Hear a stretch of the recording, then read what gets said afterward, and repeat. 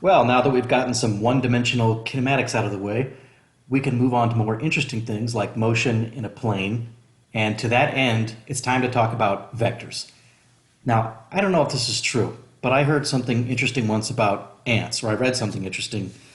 Let's say that we've got a little ant here that sniffs out some spilled soda, and let me get my laser pointer here.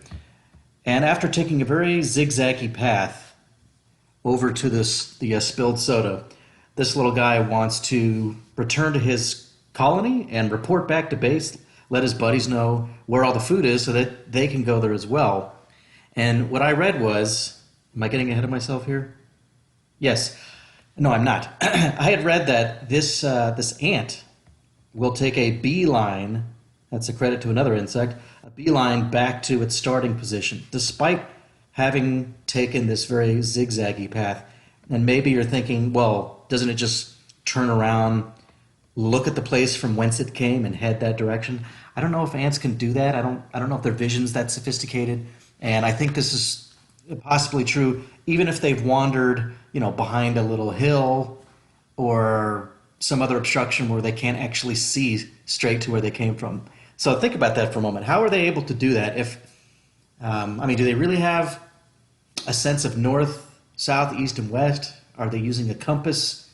They're probably not navigating the way we as people navigate, meaning they're not using Google Maps or the Waze app. So what are they doing? Well, it's possible that what they're doing is resolving each of their individual displacements into components. So perhaps there's a little tiny calculator in the neural network of this ant. I don't know if that's what you'd call it. I don't think it's called a brain. And they're keeping track of the sum of all these x displacements. See the dotted lines that I've indicated? Those are just displacements in the x direction. And maybe they've also done, and if that were true, if you just add those all up, you could represent that with this length here. And if they're simultaneously recording the sum of all of their vertical displacements or y displacements, that would be represented by this length here. So perhaps, I don't know, maybe as the ant is walking, it's constantly updating that sum. And that way it doesn't have to keep all the numbers in its head. Like maybe it starts from 0 in the x direction, and when it goes this way, it just increments that 0 by 4. And then it adds 3, so now it's at 7. And it just dumps the previous information. Then it adds another 3, so it's up at 10. It dumps the previous information. It just knows it's at 10. And you get the idea. And so to backtrack, it would just need to go backwards by that same amount. I don't know the details, but if that's the way it's doing things, then really the ant has a little miniature vector calculator in its head, wherever its ant brain is. Okay, so we're going to talk in detail about getting the components of a vector and adding them, subtracting them. I pulled up an old map of Disneyland here. Let's say you've just entered the gates to the park, and your first stop is over at the Haunted Mansion. Now, I know you can't actually take this path from the front gate to Haunted Mansion because I think you'd hit a bunch of buildings in the way. Never mind about that. After the Haunted Mansion, you head on over to Big Thunder Mountain in Frontierland, and those two displacements together put you at the same place that you would be if you had undergone one single displacement equal to this displacement. It's a really obvious fact, right? There's almost no point in saying it. We all know that. If you go from A to B and then from B to C, you're at the same place you would be if you had gone from A to C. In other words, you'd be at C either way. It's kind of self-evident. But in that very simple idea is the method of adding vectors graphically, or geometrically if you want to say that. So notice how the first two vectors are placed tip to tail. The tail of the second vector is connected to the tip of the first vector. And once you've placed those two displacements tip to tail, all you have to do is close the triangle to find the vector that we call the resultant Well, that's usually in a math class, as you would call it that. In this class, I'm just going to call it the sum. It's just the sum of the two vectors. So you close the triangle. Some books like to introduce something called the parallelogram rule, where they will redraw both of these vectors here, and then you just draw the diagonal, which is, or the diagonal of the parallelogram. But that amounts to the same thing. I find this easier. Just close the triangle, and notice how the vector I drew goes from the tail of the first vector to the tip of the second vector. So the order does matter there. If we give these vectors labels, then we can write that picture in an equation. You really want to reconcile these two in your mind. This equation, when illustrated, looks like this. Or conversely, you could say, you can describe this picture with an equation. If you move these around, it's not necessarily going to be true. I can't just swap B and C, for instance. If I did, this equation would no longer represent this picture. So just memorize how the equation connects to the picture. Now I'm drawing the vector C with a green color to emphasize that it's the resultant of the two input vectors, but obviously it doesn't matter what color you draw the vectors. Another important point about vectors for our purposes is that there's really just two things that determine the vector. There's its length, often called its magnitude, or you might even hear it called the norm in some math classes. So there's the magnitude of the vector, and then there's the direction in which it points. What isn't significant is where you draw it on the page. It doesn't matter where you put the starting point. So whether you start here and draw a 4-inch vector pointing off at 20 degrees from the vertical, or you start over here and draw a 4-inch vector 20 degrees from the vertical, it's the same vector. So vectors are movable, move-aroundable, scootable-aroundable. You can scoot them all over the place. As long as you don't stretch them or tilt them, it's still the same vector. So this vector over here would also be the vector C. Now, what happens if I add these vectors in the reverse order? Notice I've written A plus B, so A comes first, and that's why when I draw the two vectors tip to tail, I draw A first, and then from the tip of A, I draw B. Let's switch it around now. I drew B first, and then A. It's still tip to tail, and notice this vector A is the same as the other vector I drew called A. Otherwise, it wouldn't make sense to give them the same name, right? It's got to be the same vector on this slide. And if I take B and slide it over, yeah, it's the same as this one that I'm calling B. So if I close this triangle, what do I get? I get this vector. Is it fair to also call this C? Well, if you compare, you'll see, yes, in fact, these two arrows have the same length and the same direction. So the order is immaterial. It doesn't matter whether you write A plus B or B plus A, that resultant vector is the same. So there's a fancy word for that. We say that vector addition is commutative. Maybe you've seen that word before in a math class. If you're anything like me, when you first learn that, it's like, why do we need a word for that? It seems kind of obvious, right? You can see it in the picture. We know 5 plus 2 and 2 plus 5 are both 7. What's the point of inventing this word commutative? Well, it turns out that there are a number of operations, probably many, I know of a few, where the order does matter. For instance, finite rotations. Maybe I'll talk about this more in another video, but if you hold a book in front of you and you rotate it around the x-axis and then the y-axis by given amounts, and then you do that again, but you switch the order, y-axis and then x-axis, the book winds up in two different orientations, which is a little surprising. So not everything commutes, but vector addition does commute. We actually will look at an operation on vectors later in the semester called the cross product, for which the order does matter. Okay, so A plus B is the same as B plus A. Okay, now what's the purpose of this slide here? What have I done? Okay, let's assume for a moment that we can do the same sorts of things with vector equations that we do with real numbers. Remember in algebra, if you subtract the same quantity from both sides of an equality, it's still an equality.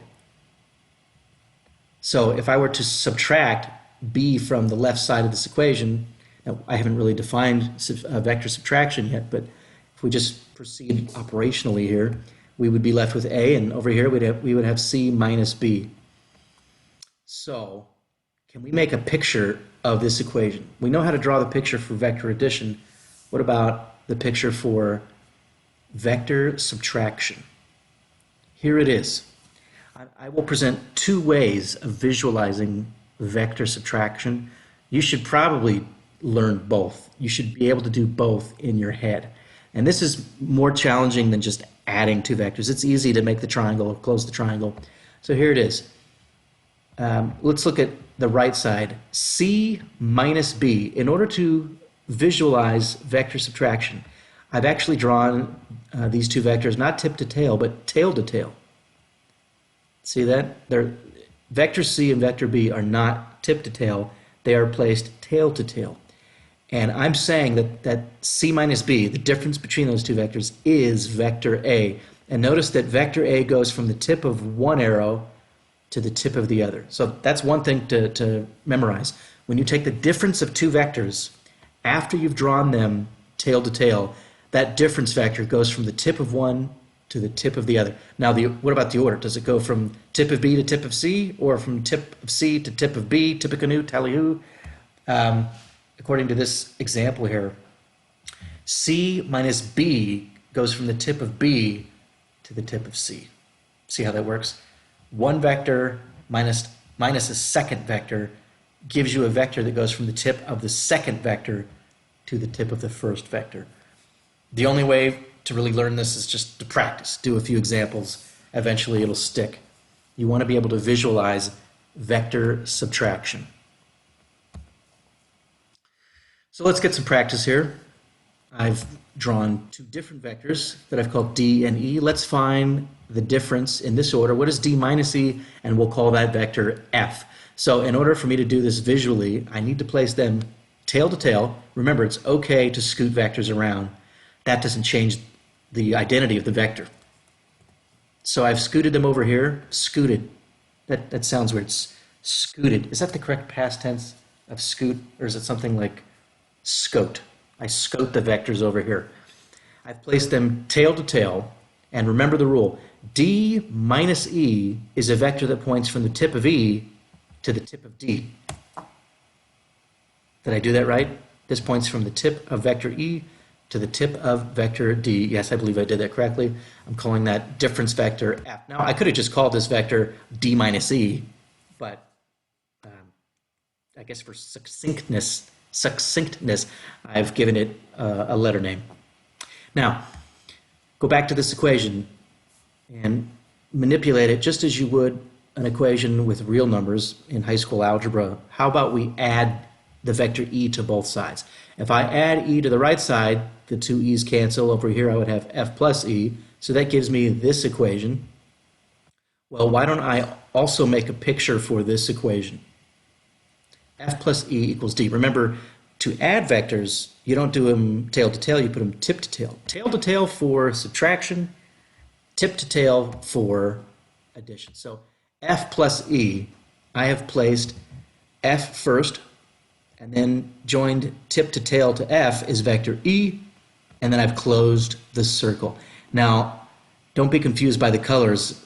Previously, I would have had the two input vectors both be the same color and chosen a different color for the output vector, but here I'm just sticking with the same colors that I used over here. And I guess what I'm doing here is trying to convince you that this works, that the picture I've presented for vector subtraction works, because if this is true, and we can manipulate vectors algebraically the way we do real numbers, then this must also be true. And we know how to add vectors graphically. So that's what I've done here. And do you notice how everything's consistent? If F plus E equals D, I'm using, how did I know what F was? Well, that came from this first part. I did the vector subtraction to get F, so I'm drawing the same vector F over here. Notice when I add F and E, I recover the correct vector D. This vector D is the same as this vector D. So I'm just trying to convince you here that the graphical visualization of vector subtraction, which I have presented, works. It's consistent with vector addition. If this is true, this should be true. I drew a picture of both equations, and the vectors corresponding, well, the vectors between the two pictures are the same. This E is the same as this E, etc. Here's another example. Let's take the difference of these two vectors. Let's go vector M minus vector N. Maybe you should pause. Try this on your own on a piece of paper. Okay, I'm assuming you've just unpaused. You've spent the last 30 minutes of your life working and reworking this problem. And here we are. Let's put these tail to tail. M minus N. That should be the vector that goes from the tip of N to the tip of M. N is in Nancy, M is in Mary. Okay, it's just another example. See how they're tail to tail? And let's check. If I take this equation and add N to both sides, add N here, the N's go away, add N here, I get this equation. Well, let's try to draw this equation. We've already determined that, hey, this picture's all messed up, isn't it? Look, this is L, this is N. Let me fix this and get back to you. Okay, much better. L plus N should be equal to M if this is true. So I will place L and N tip to tail. L comes first, so I drew L, and then tip to tail with L, I placed vector N, close the triangle, as I've done here, to get vector M. And notice how everything checks out. The M's are the same on both sides, the L's are the same, and the N's are the same.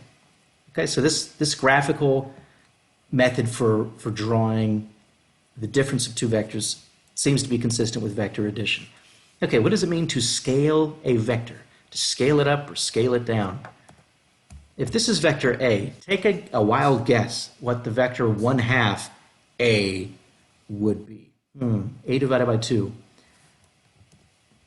The only guess I can really come up with would be this one, and it is correct. That's the meaning that we assign to 1/2 A. It's a vector that points in the same direction as A, but it's only half as long.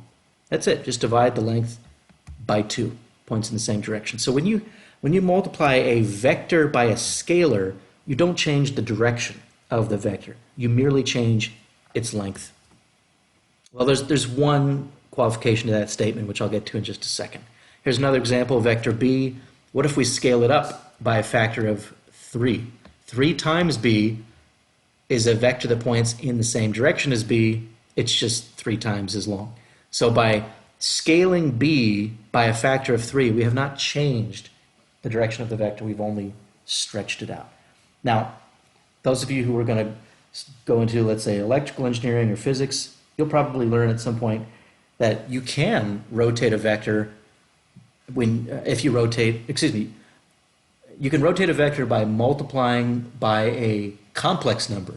Instead of just the number 3, if you did something like 3 times e to the I pi over 2, for instance, you could rotate that vector by 90 degrees. So some of you may encounter that later, but we're sticking with real scalars in this class, and those do not rotate the vector, they just stretch it.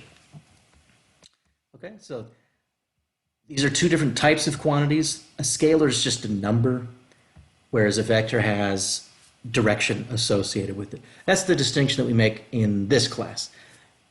In more advanced classes, we would have a more precise definition of what exactly a vector is. We would define it in terms of its transformation properties under rotation. But we don't need to mess with that in this class. So velocity, for instance, that's a typical vector quantity because we know that velocity tells you not just how fast you're moving, but in what direction. So that's a perfect example of a vector quantity, whereas the number of atoms in your body, for instance, would just be a number, an enormous number, but it doesn't have any direction associated with it. Temperature is a scalar.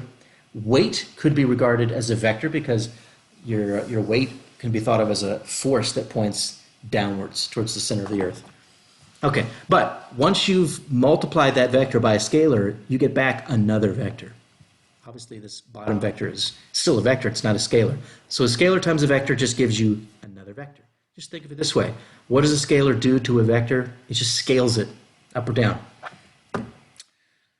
Well, what about this one? What if you multiply a vector by a negative number, -2? Well, I said just a moment ago that you actually can rotate a vector if you multiply by a complex number.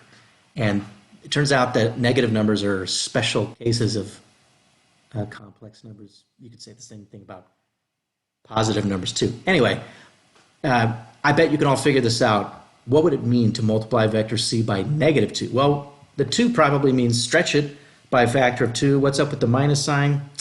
You guessed it, flip it around, which corresponds to rotating by 180 degrees. That's all it is. So you do the same thing with the absolute value that you would expect, stretch or shrink your vector, and the minus sign means flip it around. Okay, so g and -g, same length, opposite direction. We will be using this many times this semester, especially, for instance, when we talk about Newton's third law and how anytime two particles interact, like if you have a collision between two vehicles, for instance, the forces they exert on each other are equal and opposite, so to speak. That's this picture right here. Two vectors that have the same length but point in opposite directions. Okay, we've reviewed this already. A minus B is a vector that goes from the tip of B back to the tip of A.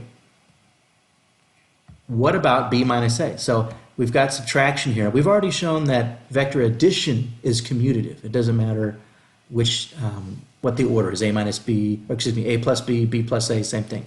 What about subtraction? What happens if we switch the order to B minus A? Well, B minus A is a vector that goes from the tip of A to the tip of B. And you'll notice these two blue vectors are not the same. They're almost the same because they have the same magnitude, but one is rotated 180 degrees from the other. So evidently, A minus B is not the same as B minus A. That shouldn't be too surprising because that's also true for real numbers, right? 5 minus 3 is 2, 3 minus 5 is -2. So the same rule applies here. When you switch the order of two vectors in a difference of two vectors, you pick up a minus sign. A minus B is negative, B minus A. Why am I going with the minus sign? Because we just established that one way to flip a vector around or rotate it by 180 degrees is to multiply by -1. Now, the method that I've just been demonstrating for how to visually subtract vectors is not the only way to do it. Some of you may prefer this method, and in fact, in many instances in this curriculum, it might be better to do it the following way. So h minus g can be thought of as h plus -g, just like real numbers, right? 9 minus 4. Can't you think of that as 9 plus -4? In each case, the answer is 5. So if you want to do it this way, instead of doing the tail-to-tail method with the subtraction, if you turn that into an addition problem, you can stick with tip-to-tail, which many of you might prefer. So let's try subtracting g from h. That's what this says. Let's do h minus g using both methods. So the new method would involve not g, but -g. So you'll notice I flipped g around. And since I'm adding them, I would place them tip-to-tail. Now, how do you find the sum of h and -g? After you have placed them tip-to-tail, you merely close the triangle. So that should be h plus -g. Now, if this is correct, this vector should be the same as what we would get if we use the first method for vector subtraction. So let's try it that way. Now I've placed h and g tail-to-tail, not tip-to-tail. And if it's h minus g, the difference vector would go from the tip of g to the tip of h, and sure enough, these two vectors are the same. So evidently h minus g is the same thing as h plus -g. And I think you should memorize that. Well, I don't just think you need to memorize it. You're going to use it quite a bit. When we look at the vector quantities, velocity and acceleration, it's really going to help you to be able to visualize the difference of two vectors. Speaking of which, let's get on to the archetypal vectors. I can briefly list the vector quantities that we spend our entire semester talking about. You've already seen two of them, although you may not have realized that they were vectors. There's a position, displacement, which is more important than position, velocity, which is closely related to displacement, acceleration. Those are all vector quantities. And then very shortly, we are going to relate acceleration to force. That's another vector. A few chapters down the road, we will look at what happens when you apply a force to something that's free to rotate. We'll be talking about torques, which is also a vector. And then there are two more abstract quantities called momentum and angular momentum, which we will also look at towards the end of the semester. And I think that's it. Those are the only vector quantities we will be talking about in this class. But you deal with all of them the same way. They've got 2 or 3 components. We're going to look at how to manipulate those components. Okay, so here's a coordinate system. And let's go back to our little bug. Maybe it starts out at position 4, 3. That's an ordered pair of coordinates. That's how you've probably seen it in high school. A point in a plane can be represented with an ordered pair of rectangular coordinates, but you can also just draw an arrow from the origin to where that particle is located and call that the position vector. So almost every book will use the letter R for a position vector, and I've put the subscript 1 to indicate this is the ant's position at time 1. So this is a lot like x sub 1, x sub 2 in our initial foray into one-dimensional kinematics. But notice that now, instead of just an x with the subscript, we've got an R with the subscript and an arrow over it. So we're emphasizing with the arrow symbol that this is a vector quantity. We're going to see that in 2 dimensions at least, that vector has 2 components, an x component and a y component. In fact, the x component of the position vector R could be called just x, and the y component could be called y. Usually those are the letters that we use to denote position. Okay, at some time later, which I'll call time 2, the bug has wandered over here. So we can mark its position at time 2 with a vector called R2. And now let's look at the displacement vector. How did the ant go from here to there? What is that displacement? So we will call that delta R. Remember, in one dimension, delta x was x final minus x initial. Now the change in position vector is final position vector minus initial position vector. Well, we know how to subtract vectors now. So R2 minus R1, do you see how the vectors are already placed tail to tail? They're ready to be subtracted using the first method. R2 minus R1 is a vector that goes from the tip of R1 to the tip of R2. That's the displacement vector. And that makes total sense, right? Isn't that very intuitive? Because if you're here and you want to go here, what's the displacement you have to undergo? You have to scoot this far in that direction. I mean, what could be more obvious? It's almost like the position vector explains to us how vector addition works and vector subtraction, because if we don't use these definitions, then not even the most basic thing makes sense. Okay, let's introduce a second coordinate system. Notice I've labeled the axes, instead of x and y over here, I've labeled them x prime and y prime because I've got a different origin. Let's now indicate the position of the ant at these 2 times with reference to or respect to this coordinate system. So I draw an arrow from the origin to the initial position of the ant, and a second arrow, and you'll notice these 2 position vectors are not the same as the position vectors from the first coordinate system. Look at R1 prime. It's got a different length than R1 unprimed and a different direction. So if you switch your coordinate system, here at least the x prime and y prime axes are parallel to these x and y axes, but that doesn't have to be the case. But the origins are different, and for that reason, the position vectors change. However, let's now calculate delta r prime. Delta r prime would be the final position vector in the primed coordinate system minus the initial position vector in that system. And look at the red vectors. They're already drawn tail to tail. R2 minus R1 is a vector that goes from the tip of R1 to the tip of R2, and you see it's the same vector as before. It's equal to the vector R2 minus R1. So R2 prime minus R1 prime is the same as R2 minus R1. In other words, the displacement vector for the 2 coordinate systems is the same. That doesn't change. So in a way, displacement is more physically meaningful than position. change in position is what we will be using more often. Okay, now what's up for this slide?